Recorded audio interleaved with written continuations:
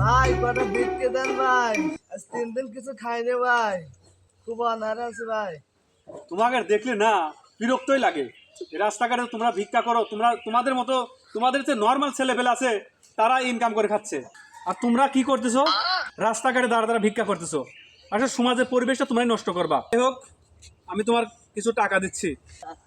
আচ্ছা শোনো, আমি তোমার কিছু টাকা দিচ্ছি যাতে ব্যবসা করা যায়, ঠিক আছে? ব্যবসা করে খেতে পারো, এই টাকাগুলো দিলাম। আর এগুলো করো না, এই কাজগুলো করো না, ঠিক আছে?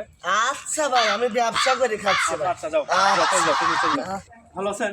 হ্যাঁ ভাই, ভালো আছেন ভাই? আপনার তো ভালোই উন্নতি হয়েছে। আসলে কিছুদিন আগে দেখলাম ভিক্ষা করতে যে আপনি আমি বলতেই মানে হচ্ছে যে আমি আপনাকে টাকা দিয়েছি। আচ্ছা যাই হোক, আপনি টাকা দিয়েছি, উন্নত হয়েছেন, এটা খুব ভালো ভালো লাগলো আমাকে।